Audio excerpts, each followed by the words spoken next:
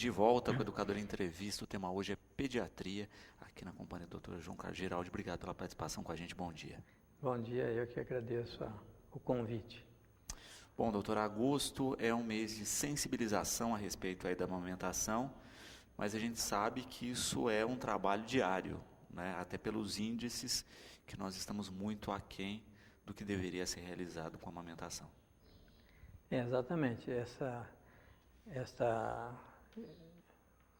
esse programa, vamos dizer assim, de incentivo à amamentação é mundial e realmente é considerado agora a primeira semana de agosto para isso. Mas é um trabalho que tem que ser feito no dia a dia, nos hospitais, nas creches e todas as entidades, todos os locais onde existe uma mãe amamentando, precisa ser ensinada, estimulada, para que isso não seja interrompido. É muito importante a amamentação, né?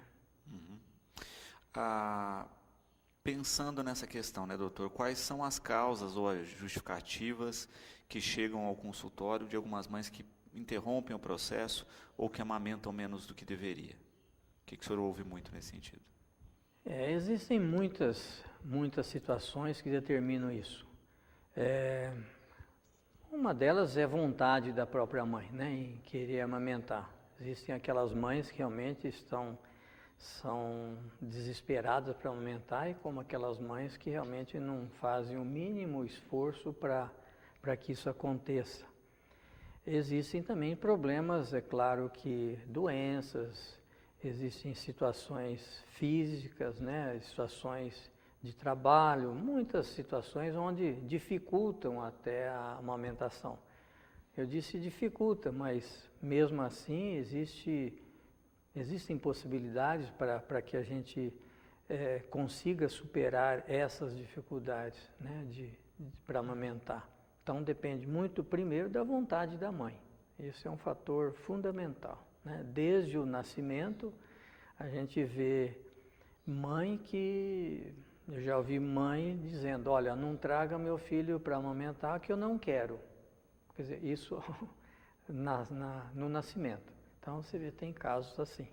E outros que ficam assim, choram porque não conseguem aumentar, por vários motivos. Né? E existe essa questão mesmo, né, de algumas mães que são impossibilitadas de amamentar, mas isso, se a gente coloca no índice aí, é um número pequeno. Pequeno. Isso aí não é uma minoria. A maioria realmente pode aumentar um pouco mais, um pouco menos dificuldade, mas pode aumentar. Então, tem situações que fica impossibilitado para que ocorra esse fato, né, quer dizer, a amamentação. Mas, de modo geral, é uma quantidade pequena para isso, né? A Lúcia coloca uma questão interessante, né? E os famosos mitos da amamentação, né? Que se ingerir tal alimento vai produzir mais leite, se tomar tal produto vai produzir mais leite. Isso procede, doutor? Na alimentação, não. Na alimentação você pode ingerir normalmente do dia a dia, alimentação normal, né? Você pode ter, igual, vamos comer, um exemplo aí, vamos comer canjica, não, isso não vai fazer aumentar o leite, absolutamente não. Agora, uma boa alimentação, sim, você terá condições melhores para que haja produção de leite, né? É claro que também existem alguns medicamentos que podem ser usados para aumentar a produção desse leite, mas são situações realmente já orientadas, né, pelo médico para isso daí. Agora, sobre alimentação, não, você pode comer normalmente, né? Agora, líquido, sim, a água é importante, a lactante tomar bastante líquido, porque é natural, a hora que ela está amamentando, ela sinta sede. Isso já é um indício de que realmente ela precisa tomar água, tomar líquido, de modo geral, nessas condições, né? Então, aquela história da cerveja preta para grávida também, ainda mais porque tem álcool e... não pode. Cerveja não tem finalidade nenhuma, é a água mesmo, né? Então, nenhum desses produtos, água inglesa que você ouve falar e assim por diante. Tem muitas outras coisas, mas não tem nada específico para isso. É líquido, água normalmente, né, que tem que tomar, e uma boa alimentação. Alimentação geral, bem nutrida, a mãe realmente tem todas as condições. Quer dizer, água e a boa alimentação para que seja uma boa produção de leite, né? Uma pergunta aqui de um espectador que vai de encontro a essa questão, né, do Sérgio. Vemos muitos casos aí em que bebês se engasgam na hora da mamada, né? Aí duas questões aí, né? Existe uma forma correta de amamentar para evitar isso? E se existe algum balanço aí, ou comparativo entre, né, esses casos com a mamada no peito e a mamadeira, né? Se o índice é maior De engasgo. Isso. Bom, a primeira técnica de amamentação é muito importante, né? Então a mãe é simples, não é difícil, é fácil, mas ela tem que realmente aprender. Muitas mães têm que aprender como amamentar. Sobre engasgo, depende de alguns fatores. Uma delas é realmente a não correta maneira de amamentar. E a segunda também depende muito de cada criança em algumas situações. Por exemplo, se a mãe tem bastante leite, a criança às vezes pode, numa volúpia de amamentar, pode ingerir muita quantidade na hora e às vezes engasga. Como qualquer pessoa com quantidade maior de alimento pode se engasgar. A criança é muito fácil engasgar, como o mais idoso também é mais fácil de engasgar, né? Por algumas características próprias da idade. Mas, em termos de mamadeira, realmente seria mais fácil, porque nem sempre existe a correta abertura do bico da mamadeira para descer o leite. Então, às vezes, a mãe acha que tem que abrir muito o bico, aquilo fica correndo o leite, isso é muito fácil para a criança engasgar, né? Então, isso é muito comum. Então, tem que ser uma abertura correta, isso diminui essa porcentagem. Mas, de modo geral, a gente vê muito a criança ter facilidade de engasgar naturalmente pela própria condição da criança mesmo, né? Isso daí é muito frequente a gente ver, viu? Sem dúvida. E também essa questão básica aí, né, de se pensar corretamente uma mamadeira e avaliar isso para a criança no processo depois de que se introduz, que se retira o peito. E é a pergunta da Cláudia, né? De fato, deve-se retirar o peito ou continua-se até a introdução de outros tipos de alimentos? Existe a possibilidade de não introduzir a mamadeira? É a pergunta da Cláudia. Bom, Cláudia, depende muito do que você vai introduzir a mamadeira, por quê? Né? Quer dizer, se você tem leite, não tem nem o que pensar, a não ser que você esteja uma viagem, vou sair, não estou no presente, aí tudo bem. Mas normalmente não tem porquê. Mas se você tiver que introduzir uma mamadeira, vai ver por quê. Eu tenho pouco leite. Constatado que tem pouco leite. Sim, vai introduzir, complementando aquela mamada do peito. Não vai tirar a mamada do peito e colocar uma mamadeira simplesmente porque eu quero. Isso não deve.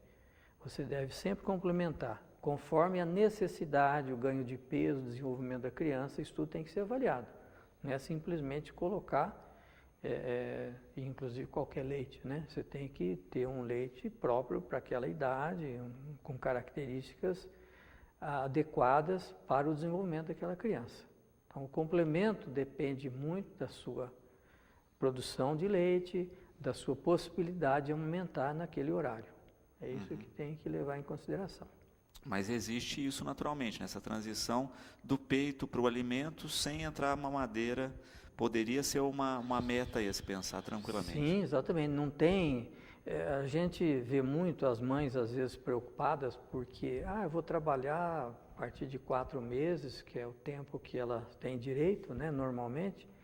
Eu vou trabalhar, então ela chega com 2 meses de idade a criança, olha, o que eu tenho que fazer para me preparar, para ir preparando a criança, eu já tenho que acostumar a criança tomando outro leite? Não, você tem que esperar a data certa, vamos esperar, na época a gente vê o que precisa fazer, não tem que antecipar nada, quando for o momento, nós vamos realmente ver o que tem que ser feito para essa introdução conforme a necessidade. Uhum. E de fato, né, se percebe hoje que muitas vezes o mito, é aquilo que a gente falava no bloco anterior, ele está mais enraizado do que de fato a normalidade, né, no seguinte sentido, tanto os mitos para a produção de mais leite, quanto os mitos do período de se introduzir uma mamadeira, ou dessa questão de que toda criança tem que passar por uma mamadeira, né, fica uma ação aí até descompensada na sociedade mesmo, né? Entra mais no consumo do produto, né? Você vai num chá de bebê, por exemplo, em que já se presenteiam com mamadeiras, né? Sendo que a ideia era nem passar perto. Pois é. Não, realmente, primeira coisa, a mãe tem que pensar, vou ter o filho, né, e vou amamentar. Isso tem que estar bem ciente, essa mãe, que, olha, é importante o leite materno, é uma situação alimentar para o resto da vida, que vai trazer consequências boas para essa criança para o resto da vida. E muitas mães às vezes têm pressa porque está chorando, acha que ela está com fome, essa criança. Não é porque está chorando, você tem que introduzir uma mamadeira, tem que ver se realmente por que ela está chorando? Ela chora por vários motivos e ela mama por vários motivos. Tem que realmente entender cada caso. Não tem que antecipar. Hoje, claramente, até 6 meses, leite materno exclusivo. Só leite materno. Não tem por que acrescentar nada, nem água. Se a criança está urinando bem, não tem por que dar outro líquido, nem a água. Porque no leite ele já tem tudo que a criança precisa até o 6º mês, sem sombra de dúvida, isso está bem claro. Então, leite até o 6º mês. A partir daí, vão ser introduzidos outros alimentos, mas continua com leite materno, normalmente, dentro dos horários adequados. A Cláudia coloca um outro tema interessante. Se uma mulher está amamentando e descobre que está grávida novamente, ela deve parar o processo de amamentação? Sim, realmente não tem finalidade você ficar amamentando uma criança sabendo que está grávida, que essa gravidez, né, tem que ter todos os cuidados. Existe algum risco? Não é risco, mas você está sendo sobrecarregado, o organismo dessa mãe está sendo sobrecarregado, uma situação que não tem finalidade você manter essa amamentação. Não que não possa, é proibido, não é isso. Mas não deve, exatamente porque é uma sobrecarga da mãe, ela tem que se preocupar com essa outra criança, tem que se manter bem nutrida, tem que ser bem conduzida essa gravidez, quer dizer, então não é a finalidade já da outra criança. A outra criança já está maiorzinha, com certeza, já num período que não há necessidade de amamentar, e você pode substituir isso daí, né? Então não deve, realmente é uma opinião bem particular também, que não deve por causa dessas situações. Ah, não pode pode, claro, tem mãe, a gente vê que amamenta, mas ela está sendo sobrecarregada, essa gravidez, essa outra criança, você precisa se preocupar com essa outra criança para o futuro dessa também, né? Sem dúvida. E a questão do refluxo, doutora, que a Maria coloca, né? Ela tem um neto de 2 anos e 4 meses que tem refluxo, está em tratamento, e ela pergunta, né, se essa questão dificulta a criança em ganhar peso, na questão da saúde. Bom, refluxo é uma situação que ultimamente tem uma certa frequência. Agora, nem toda situação que se diz refluxo é real, né? Isso existe muita confusão muitas vezes. Eu já ouvi mãe, Acabou, a criança nasceu, daí 5, 6 horas, a criança teve um vômito, que é comum até acontecer. A mãe falou, não é refluxo isso? Quer dizer, não é bem assim. O refluxo tem a doença refluxo e o refluxo natural, que quando você fala para sua avó, bisavó, se estiver viva, como é que era no seu tempo, né? Ah, ela voltava queijinha porque estava engordando, né? Então esse é o refluxo normal, a criança está brincando, está rindo, está feliz, uma criança corada, criança ganhando peso, criança sem dificuldade para mamar, isso é a volta de leite natural. Agora, tem a doença refluxo, essa sim, a criança vai ter dificuldade para amamentar, a criança vai ter dor para amamentar, a criança vai ter bastante desconforto, e existem graus desses quadros de refluxos, aqueles mais simples até os mais graves, que chegam até cirurgias, né? Então, quer dizer, a criança, nesses casos, não ganha um peso, tem muitos problemas. Então, existe isso aí. Constatou que existe refluxo, realmente tem que ser tratado. É um tratamento que não é nada, é um tratamento relativamente simples, a não ser aqueles casos mais graves que são realmente que dão mais trabalho e para cirurgia, assim por diante, né? Mas o refluxo tem que ser muito bem pensado, bem direcionado, bem explicado, para não haver confusão quanto a isso. Não é toda criança que está vomitando tem refluxo normal, não refluxo doença, que é diferente. Perfeito. Com relação a uma outra questão aqui, que é o processo inicial de amamentação. Acho que você coloca muito bem quando você fala das avós, das bisavós e dessa ação. Hoje a gente vê que nós temos poucos filhos, né, os casais, normalmente 1, 2 no máximo, então não se tem aquela experiência de rotina mesmo, né? Tem muita mãe de primeira viagem, etc. E a gente vê muito desespero em coisas simples como, por exemplo, o início da amamentação, que é um processo que leva um tempinho maior na produção de leite, né, doutor? Sim. Realmente hoje você colocou bem a situação de 1, 2 filhos, e a mãe normalmente fica ansiosa para ver sair leite, né, na primeira mamada.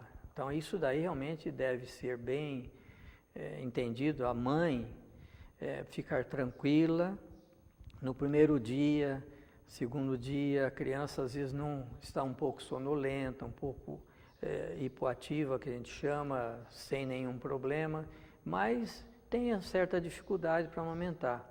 E o leite, não vai sair o leite, no início vai sair um colostro. A gente tem etapas disso aí. Então, do primeiro ao segundo dia chama colostro, do segundo ao quinto dia é um outro tipo de leite intermediário. Depois do quinto dia em diante é que começa a sair bastante leite mesmo. Então, precisa ter atenção nesse sentido. Não vai sair logo no início o leite. Tem mãe que sai um pouco mais, outras menos, né? Tem dificuldades do bico do seio, muitas mães para amamentar, isso tem que ter paciência, é muito importante vocês mães, olha, paciência na hora de amamentar.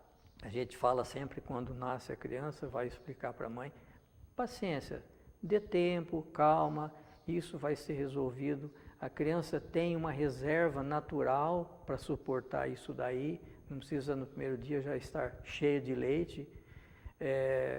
O importante é paciência e observar se a criança está urinando. Se ela está urinando, é sinal que está entrando líquido nela, suficiente para isso. Então, Deus já fez a coisa perfeita. Tem um tempo suficiente para você esperar isso tudo. Calma, se precisar auxílio de alguém para ajudar a pega, a maneira de colocar, a gente sempre faz isso quando a mãe está no hospital, a gente procura explicar, põe as enfermeiras para orientar no dia a dia, no momento que ela está lá dentro do hospital. Tudo isso aí é importante a mãe entender e ter vontade de aprender. Isso daí é muito importante. E faz parte desse processo inicial de adaptação, né? Eu acho que isso é interessante, as pessoas estar dentro do processo, a criança não vai sentir falta de nutrientes nesse período, está produzido para aquela fase do processo. Tem um colostro lá porque tem que receber no começo isso, de fato o período de adaptação que tem que ser enfrentado, vamos dizer assim, né, para inclusive garantir uma qualidade de vida a partir daí. Exatamente, esse período é natural, é sempre assim, você tem que entender que são etapas. Então você tem os primeiros 2 dias, você vai ter pouca saída de leite, entre aspas, que é o colostro no caso. Não precisa se preocupar com a cor do leite. Muitas mães olham, mas o leite está uma água. Não tem que ver a cor de leite, não compara o leite com o leite de outro animal. Você tem que ver o seu leite, aquilo é suficiente. É claro que existem variações de mãe para mãe, mas isso daí é uma situação normal, sem nenhuma preocupação. Põe para amamentar, a criança está urinando bem, está calma, está ativa, isso é importante, então está saindo. E aquelas mães que têm mais filhos, a gente vai explicar, eu já sei como que é, pode deixar, está tranquilo, está amamentando, quer dizer, é diferente daquela primeira mãe, né, primeiro filho, que tem toda aquela ansiedade natural dessa situação, mas é importante seguir as orientações que a gente passa, com tranquilidade. Uhum. Por isso é importante aí a questão da pontuação fundamental da amamentação, né? E que se insista no processo, né, doutor? Mesmo com algumas dificuldades, existe também toda uma gama de procedimentos de tratamento e de preparo para a amamentação que também tem que se ficar de olho aí durante o período da gestação. Exatamente, isso aí o obstetra normalmente já dá toda uma orientação nesse sentido. Inclusive, pelo formato de bico do seio de cada mãe, é orientado nesse sentido também, pela dificuldade, formação de bico, tudo isso aí é importante. Elas têm que ter essas informações normalmente, para que ela realmente já chegue no parto preparada para isso daí, né? E muito importante é o estímulo realmente da amamentação. A gente sabe que a amamentação, a criança mamando que vai produzir leite, né? Nessa toda a condição física da mãe, tudo bem, mas se não tiver a criança amamentando, não tiver sugando, você vai paulatinamente diminuindo essa produção de leite. E a gente sabe que tem mãe, que tem pessoas, mulheres que nem nunca tiveram filhos e pode amamentar, desde que haja vontade e o estímulo. Perfeito. É o que a Juliana coloca, né? No caso, essa questão, né? Os equipamentos aí que estimulam ou que ajudam nessa produção também podem ser uma recomendação no período aí para ajudar no processo. Sim, exatamente. Você tem que analisar cada caso e ver a necessidade de cada um. Para você tem que precisa de algum medicamento para isso, você precisa tecnicamente corrigir alguma situação, que é muito comum esses problemas, né? Tem que corrigir, tem que facilitar a criança para amamentar, não é colocar de qualquer posição, tudo isso aí é importante, sim, né? Perfeito. Andréa, né, parabenizando pela entrevista e colocando uma outra questão prática aí, né? Muitas vezes existe a questão das mães que produzem muito leite, né? E aquelas que doam para os bancos de leite e que hoje tem um papel fundamental essa história do banco de leite, né, doutor? Realmente é importante. Aqui nós não temos, mas em Ribeirão Preto tem um banco de leite há muito tempo, né? E que salva muitas vidas com isso, principalmente prematuros, né? Quando a gente precisa do leite. Então esse leite todo é passado por todo um processo de análise para ver se não tem algum problema, como o sangue também se faz isso, no leite também se faz, né? E dá em leite em condições normais para uma criança. Então a mãe que tem muito leite, claro, se puder, dá uma chegadinha em Ribeirão Preto ou ver como faz para você levar esse leite, porque muitas crianças precisam de leite materno. que não só como alimento, mas como um remédio praticamente, a gente pode considerar, né? Isso daí. E outra coisa importante, que hoje a gente vê pouco, muito pouco, mas ainda algumas mães, acontece da gente ouvir que ela está amamentando uma outra criança. Não é para fazer isso. Isso daí já não se permite mais fazer a amamentação. Você tem uma criança que está ali do lado, você tem leite, pôr direto o seu leite. Não, tem que passar por uma análise, isso daí, né? Isso aí foi introduzido a partir do aparecimento da AIDS. Então, realmente não é para fazer isso. Se você quiser doar leite, vai doar ao banco de sangue. Aí sim, esse leite pode ser dado tranquilamente para uma outra criança. Perfeito. Doutor, eu quero agradecer a presença e essas informações salutares aí, né? A gente sabe o quanto essa vida corrida, essa agitação criou esse problema e começou a causar justamente uma problemática numa coisa tão natural quanto a amamentação. Obrigado pela participação com a gente. Eu que agradeço o convite, estamos sempre à disposição quando precisar. Eu só queria colocar mais uma coisinha de detalhe. Mãe, tenha paciência na amamentação, isso daí é muito importante, não tenha pressa. Você deve se preocupar mais com a amamentação do que propriamente com o serviço da casa naquela situação onde a criança precisa. Isso é fundamental. Então, esqueça um pouquinho sua casa naquela hora de amamentar. Esqueça a conversa, esqueça tudo. Você está naquele ambiente realmente de amamentação fundamental para essa criança, com tranquilidade. Aí você vai conseguir ter leite e amamentar corretamente essa criança.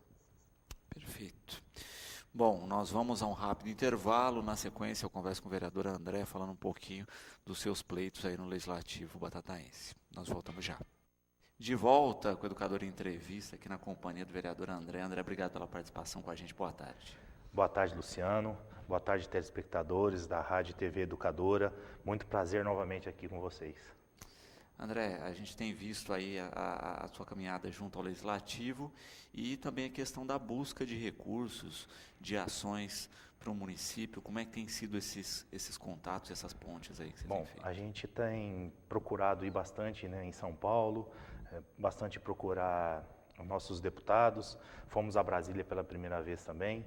Então a gente está indo, sabemos a dificuldade que está tendo o país, também a nossa cidade, e nós, como vereador, que não é nossa função, mas hoje virou uma forma de trazer recurso para a nossa cidade, é pegar e sair pedindo, igual um pedinte, né? Mas a gente está indo. E, de fato, é uma questão de um trabalho constante, né, André? De fazer esses contatos, de começar a entender também como funciona esse jogo aí das emendas, das parcerias. Isso. A primeira vez que a gente estivemos em Brasília, nós fomos num momento, não que seria não ideal, mas a gente aprendeu muita coisa lá, conversamos com bastante dos assessores e pretendendo voltar até dia 4 de outubro, que assim, dia 4 de outubro, são as verdadeiras emendas que podemos pleitear para o ano de 2018. Então estaremos lá aprendendo e creio que vai ser um ano muito bom, porque esse é um ano político. Acredito que esses dinheiros, né, que o presidente vem dando para os deputados, seria bom para nossas emendas junto à nossa cidade. E como é que você tem firmado esses contatos, André, com deputados do próprio partido, de outras legendas? Nós estamos com o deputado Fausto Pinato, do PP. Tivemos conversando com vários assessores dele, inclusive ele já arrumou uma emenda para a Santa Casa de R$100 mil, que está faltando só alguns detalhes de acerto, que foi pleiteada junto a janeiro e fevereiro deste ano. Creio que logo já está com esses equipamentos para a Santa Casa. E esse é o deputado federal. O deputado estadual, a gente está conversando bastante com o delegado Olim. Pleiteou para a gente também uma ambulância para a prefeitura, né? E o Pinato também uma ambulância para o SAMU. Creiamos que vamos conseguir. É um ano ótimo para conseguir. Uhum. E é isso, né? Ano de encaminhar emendas, de tentar esses projetos, essas ações. Isso mesmo, né? A gente tem que lutar a favor disso. Estamos vendo também vários vereadores sempre está indo pleiteando, né, participando, né? Então é a hora, o momento certo para a gente conseguir alguma coisa para a nossa cidade. André, seu xará aqui, o André Tofetti, perguntando a respeito da questão da interdição do aterro sanitário, né? Como é que está o trâmite nesse sentido, o que ocorreu, como é que tem sido suas conversas com a secretaria, que também é do seu partido. Boa tarde, André. Obrigado pela pergunta, muito pertinente essa pergunta. Dia 22 de julho, nós fizemos o nosso gabinete itinerante aqui no Parque das Nascentes, na Vila Cruzeiro. E recebemos bastante munícipes, né? Inclusive o Dr. Maurício sempre tem nos acompanhado, me ajudou, esses munícipes tanto do bairro como da cidade toda. Mas um certo momento desse nosso gabinete, foram chegando vários caminhões de caçambas, frentistas, né? Pedreiros, muitas pessoas, aqueles catadores que trabalhavam lá dentro do aterro. Com uma questão só e muito preocupante, Luciano, a interdição do aterro sanitário, né? Então, nessa mesma semana, a gente procurou fazer um estudo rápido e brevemente para que possa ser feito. Inclusive, aquele dia em São Paulo, nós fomos até o Ministério da Secretaria do Meio Ambiente, né? E a CETESB também, para fazer um levantamento, o que a gente pode fazer juntos, né? Em parceria com todos eles, essa reabertura, essa licença novamente para o aterro. Mas a gente está muito preocupado, porque nós vimos uma reportagem agora no Jornal Sábado, de que foi feito mais um ano, né, de parceria. A renovação, que é um dinheiro que é um dinheiro que poderia ser emprego em outras coisas, né? Então a gente vai fazer esse estudo o mais rápido possível, o que possa ser feito, tanto para a abertura reabertura do aterro, ou fazer uma outra aterro, porque não só já está resolvendo o problema do lixo, lógico, graças a Deus é a única coisa que o prefeito fez, né, de momento para suprir essa necessidade. Mas vimos que vão ser muitas pessoas que estão sendo prejudicadas diretamente e indiretamente. Esses caçambeiros, né, que eles estão pegando as caçambas, não estão tendo onde colocar. Nós estamos vendo na internet vários locais cheios de lixo, né, cheios de resíduos sólidos, resíduos também de construção, que está afetando também os depósitos de materiais de construções, está afetando os pedreiros, né. Esses catadores, né, a gente colocou na internet um vídeo que eles fizeram com a gente, tanto esses caçambeiros como os catadores, e estamos vendo que o pessoal que estava catando lixo lá, eles estavam trabalhando na Comar, me parece, e estão recebendo pouco, não é o mesmo ganho que eles tinham lá dentro desse aterro. Então está atingindo várias pessoas, direto e indiretamente. O que a gente tem que fazer o mais rápido possível é uma comissão, que a gente hoje vai ter a sessão extraordinária, para a gente estudar o mais rápido para tentar reaver essa licença para o nosso lixão, que é indispensável. É urgente. Então, a gente está aqui também agora falando para toda a população, nós estamos fazendo, o pessoal dos caçambeiros estão fazendo um abaixo-assinado para a gente levar em mãos para o secretário, né, a gente conversou com o assessor em mãos para o assessor do secretário, que possa rever essa situação de fechar em 2 meses, né, não dar um prazo hábil para a prefeitura para ver essa reabertura. E agora unir forças para levar esse abaixo-assinado. Então, pedimos a colaboração, o tanto que foi com o Horto que a gente conseguiu uma vitória. E até na possibilidade, né, se fala muito hoje, na questão de viabilizar primeiro um aterro de inertes, né, qual que é a diferença aí? Então, o resíduo de material de construção, etc., esse que não produz chorume, não produz um resíduo, de se viabilizar isso inicialmente. Isso, é verdade, o mais rápido possível, porque a gente vê em todas as cidades, aí várias cidades, a gente está estudando, pelo pouco que a gente estudou semana passada, que a gente está vendo, o lixo é uma coisa rica para a cidade que se transforma em dinheiro. A gente está vendo aqui que a gente pode transformar em dinheiro esse lixo aqui em Batatais, né? Inclusive, no dia que a gente esteve lá com o vereador Gustavo Rastelli, na secretaria, eles nos disseram do consórcio de municípios, que a secretaria tem 170 milhões para gastar com esses consórcios de municípios para fazer esse aterro, né? Então, a juros a 3% ao ano. A gente pode ver, ao invés de ficar pagando esse dinheiro que está pagando a Salles, a gente pode fazer esse financiamento para reabrir ou fazer mesmo esse aterro para esses resíduos sólidos, né? O mais rápido possível. E a Lúcia, falando exatamente do gabinete itinerante, né, André? Como é que tem sido essa experiência de ir de encontro à população? Lúcia, boa tarde, muito obrigado. Você tocou num assunto que está me fazendo muito feliz, que é o gabinete. Esse gabinete a gente está ficando de tete a tete com a população. Nós estamos sendo a ponte entre o legislativo e o executivo. Sabemos que está difícil para o executivo, mas essa conversa com a população, às vezes a gente deixa elas menos assim preocupado. E outra coisa, no bairro quando a gente chega lá, a gente percebe certas melhorias no bairro que são coisas mais assim fáceis de fazer, porque às vezes a gente passando lá de carro ou parando não vê. A gente vê com os olhos da população. O gabinete está sendo de suma alegria e muito legal isso aí, esse tete a tete com a população, uma vez por mês com muita alegria. Às vezes a gente tem 50 pessoas no momento. Sorte que vários vereadores às vezes vai com a gente, ajuda, nós temos o Richard que sempre está ajudando, minha irmã Adriana, então é uma conversa legal com a população. Perfeito. E você surpreende às vezes, André, com questões pontuais que você nem imaginava dos bairros? Tem refletido mais ou menos o que vocês imaginam?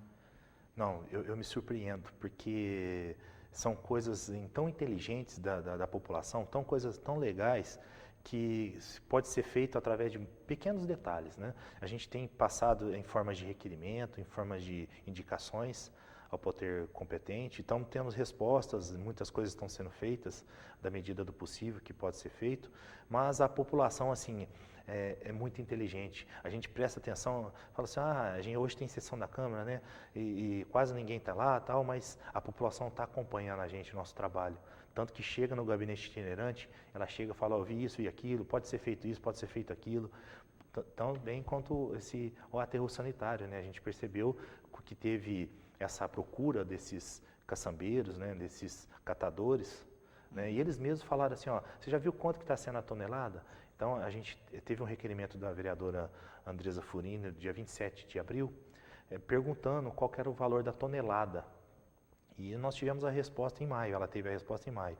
Então, nós fizemos um trabalho através dos munícipes, né, essas denúncias que estiveram com a gente, que o nosso trabalho do vereador é isso, né, legislar, fiscalizar, o poder que a gente pode fazer no momento. Fizemos um trabalho que a nossa população de 62 mil habitantes gera 43 toneladas dia, que gerando ao mês 100 mil reais. Então, isso foi através do próprio munícipe que nos procurou. Quando se tem a questão prática aí de estar próximo à população nesse sentido, né, a gente também cai numa questão de ainda a população desconhecer o caminho certo do trabalho do vereador, né, ainda ir muito para o lado do assistencialismo, achar que o papel do vereador é esse, né, André? Isso ainda é uma problemática. Isso, é muito bem falado isso, porque esse trabalho de assistencialismo, né, que várias pessoas pensam que o vereador faz, não é o certo. Porque o papel do vereador é isso aí, legislar, fiscalizar e fazer um trabalho, um projeto que abrange a população toda. Nos gabinetes itinerantes, graças a Deus, até hoje ninguém pediu pagamento de força, de água, pelo contrário. São pessoas que vão lá preocupadas com o bairro ou até mesmo com a própria cidade toda, né? Então, é um trabalho árduo. Nosso trabalho que às vezes a gente se sente de mãos atadas, né? Meio impotente, a palavra certa, de não poder fazer mais. Mas o pouco que a gente tem esses poderes, a gente tem que fazer e fazer bem feito. A vereadora Andresa Furini está mandando um grande abraço, diz que tem orgulho de ver a dedicação com que você realiza o trabalho, André. Parabéns, Andresa, também, muito obrigado. A gente está muito orgulhoso de trabalhar com esse legislativo, de pessoas atuantes como você, uma vereadora muito inteligente, que luta pela nossa cidade, luta pelo bem da nossa cidade, como todos os outros vereadores que estão aí com nossa companhia. Estou muito feliz em companhia de vocês. Obrigado.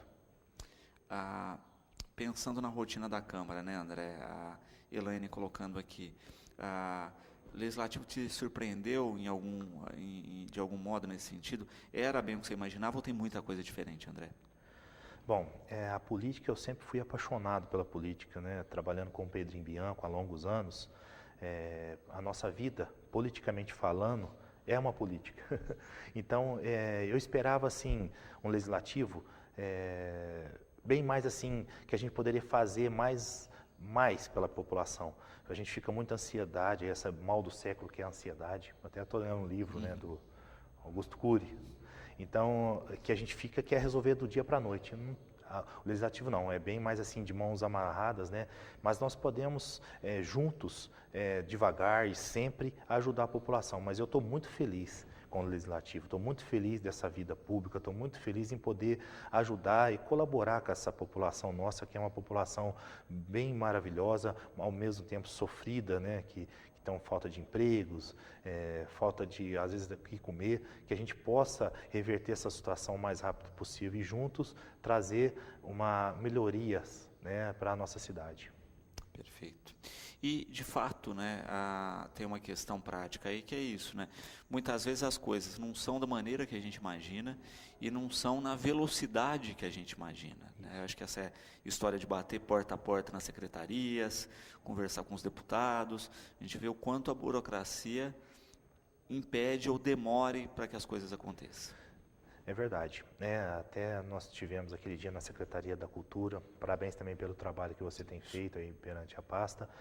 Nós vimos vários prefeitos lá, né? Vários vereadores, vários assessores, chefe de gabinete, até me surpreendeu aquela prefeita de Monteiro Lobato. Isso. Ela falou assim, ó, eu ganhei a reeleição por 22 votos, mas porque eu ficava pouco na minha cidade. Eu corria atrás das coisas, batia, até aquele dia ela estava ganhando um dinheirinho bom que ela tinha pedido, né? Uhum. Então eu acho que a nossa função é essa, é correr bastante quanto o tempo, mas é lógico, uma escadinha, um degrau em cima do outro, onde nós podemos reverter essa situação de estar passando por esse marasmo nos municípios.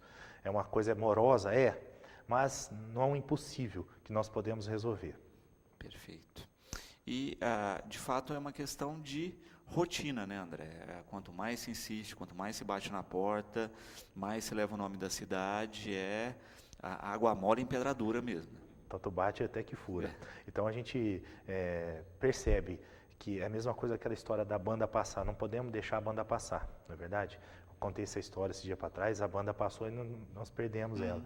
Mesma coisa do Brasil, aquele dia contra a Alemanha, né? Primeiro tempo 3-0. Deixou no segundo tempo a mesma coisa, foi 7-1. Então nós temos chance ainda, às vezes a gente está perdendo hoje o primeiro tempo de 3-0, reverter a situação, trocar algumas peças, com calma, reverter, virar 4-3. Perfeito. Adriano aqui parabenizando pelo trabalho, né, e colocando isso, né, o PP hoje está aí no Ministério da Saúde, né? Como é que tem sido o teu contato aí nesse sentido? Você acha que vai poder reverter algo interessante para a cidade? Então, eu estava aqui esperando o doutor terminar a entrevista, né? Uma entrevista muito legal, e a gente estava vendo o trabalho que está a saúde aqui em Batatais. Eu vi que em abril, né, o chefe de gabinete com o prefeito estiveram em Brasília, fazendo alguns pedidos.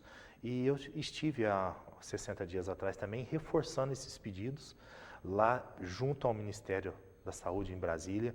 Conversamos com o assessor também do ministro para fazer um trabalho aqui, tanto como trazer um aparelho de ressonância magnética, que nós temos aqui o Vale das Cachoeiras, que são são 7 cidades, que possa ser atendido. Conversamos também com o Silvio, né, na Santa Casa, ele falou que acolhe esse aparelho.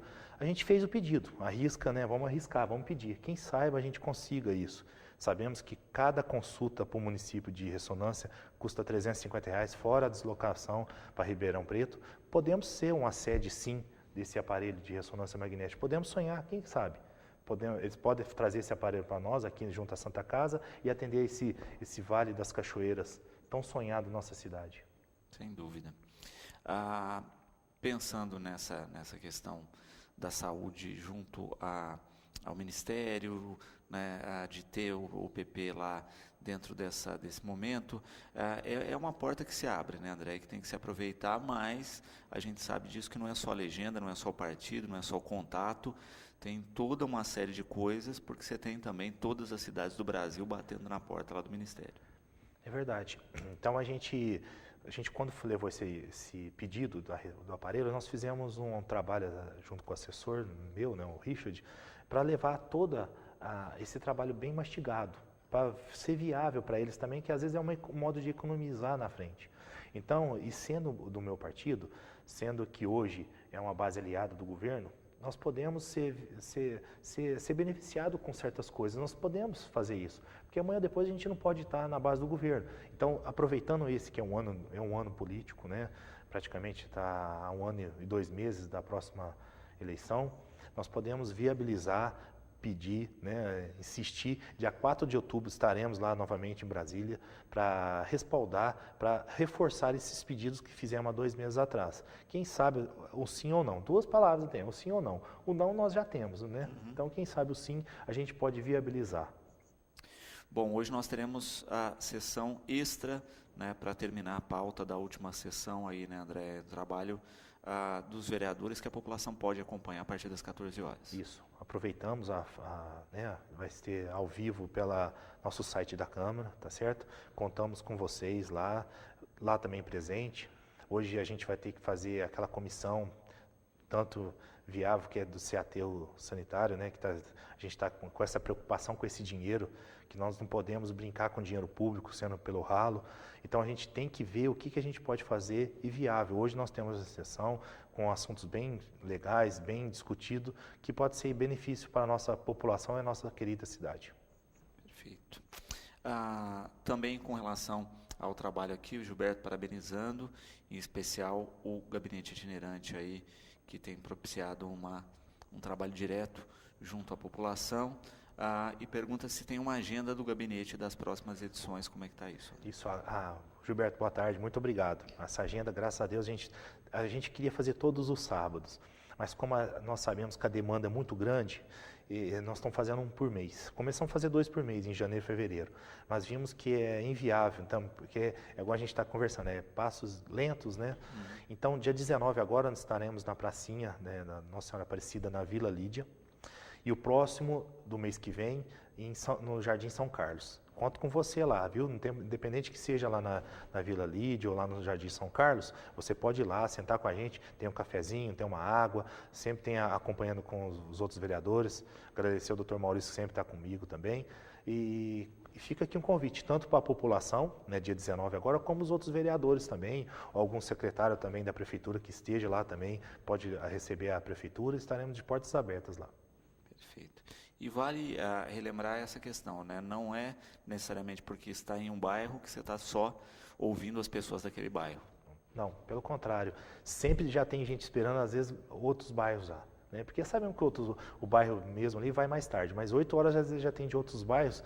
André, pode, a gente senta, conversa, porque às vezes são coisas emergenciais. São coisas assim que a gente, até mesmo o setor da prefeitura não está sabendo. E a gente pode ser esse elo de ligação de um bairro para o outro, do legislativo com o executivo. Nós estamos sendo uma ponte. Então, qualquer outro do bairro, a cidade toda está convidada, tá? A gente faz naquele bairro, mas para saber que a gente está lá. Mas pode vir com a gente, vai ter um cafezinho, uma água, um bate-papo legal. Clara também parabenizando pelo trabalho, parabeniza em especial o gabinete itinerante, né? E coloca uma outra questão aqui, que é em função da manutenção das vias públicas do município, né? Ela coloca da questão da problemática dos buracos e da importância de se realizar a ponte aí para verbas, né, em especial para a RECAP, que a gente sabe que hoje, para colocar o município todo em ordem, a gente está aí na casa dos milhões para poder recapear a cidade inteira. Boa tarde, Clara. Obrigado. Isso mesmo, é uma questão hoje de prioridade isso. Os buracos infelizmente, nas nossas vias públicas, que estão muito preocupantes. Nós estamos vendo na cidade vizinha, Ribeirão Preto, vários acidentes, até com vítimas fatais, através desses buracos. Aqui nós não podemos deixar acontecer isso. Vemos o trabalho do prefeito, né, do executivo, em correr atrás desses recursos, e nós, como os vereadores também, a gente está lutando para isso. Sabemos que essa semana está lá na Vila São Francisco, na Vila Lídia, fazendo essa operação de recapeamento, né? Então a gente está procurando saber, ficar ligado aonde que vai ser, onde que está sendo, para fazer um diagnóstico o mais rápido possível. Creio que, pelo pouco que já foi feito, já deu uma melhorada, mas precisamos de mais, muito mais. Por isso que estamos fazendo esse trabalho do aterro sanitário, onde que está sendo gasto esse dinheiro para levar esse lixo lá, Salles, esse dinheiro poderia estar sendo revertido para esse trabalho de tapas buracos, se conseguirmos reabrir o aterro sanitário. Muito obrigado, claro, pela preocupação, como nós todos os munícipes estão preocupados. Perfeito. E de fato, né, tem que se pensar na questão prática aí, que a gente tem uma rede viária toda desestruturada que não vem de hoje, né? E que a gente tem visto nas cidades da região e do país todo de uma maneira geral. Então, a questão de se equalizar as contas públicas e conseguir focar em manutenção é fundamental. É lógico, isso é o que é o importante, né? Vimos esses desvios, esses rombos grandes que estão tendo aí através do poder, né, lá em Brasília. É muito triste para a gente ver isso. Filas em hospitais, buracos, em todas as cidades tendo esses problemas, né? Então sabemos que é um trabalho árduo, é uma forma de gestão em nossos municípios de começar do zero, né? Então, sem dinheiro, sem nada, mas temos que ter criatividade. O que mais temos é que ter criatividade. Eu tenho um comércio, todos sabem, né, que a gente passa por momentos difíceis, estamos passando há longos anos já. Temos que ter criatividade, enxugar daqui, enxugar dali, e fazer um trabalho legal, que seja o mais rápido possível. André, quero agradecer a presença, deixar o programa à disposição para falar a respeito do trabalho, e a gente espera aí, né, que essa ação que você tem realizado, essa tentativa aí de buscar recursos, tenha êxito para a nossa cidade. Muito obrigado, Luciano. Eu quero agradecer a TV Educadora também pela oportunidade que sempre nos dá. É muito de suma importância, qualquer entrevista que vocês colocam aqui, sempre é um bem comum, em bem de uma população, em bem de uma coisa, uma causa. Quero, se Deus quiser, quero trabalhar 4 anos assim, dar meu sangue pela essa população maravilhosa. Acredito que um dia, né, alguém possa ver meus filhos, meus pais, né, meu ex-patrão, falar assim, o André fez alguma coisa de bom para a nossa cidade. Eu quero isso, eu quero deixar minha marca, deixar uma marca positiva. E quero muito chamar a população através do gabinete, chamar também novamente os vereadores, quando quiser, de portas abertas. E quero aqui também, de antemão, agradecer a você também pela pasta da cultura que você tem feito pela nossa cidade, porque Batatais precisa de mais eventos. Agradecer o Detur também, o Fernando Jordão, e também o Padre Pedro, né, pela ótimos 3, 4 dias aí de festas na nossa matriz, que foi de suma importância. Vimos muitas crianças, muitas famílias participando, né? Às vezes tivemos uma reclamação que a festa do leite não foi de família, foi sim dos jovens, mas ontem foi um evento legal para a família toda participar. Parabéns. Que agradeço, André. Bom, o programa de hoje vai ficando por aqui. Lembramos que às 18h30 temos Cidade na TV. Você fica agora com a programação da TV Brasil.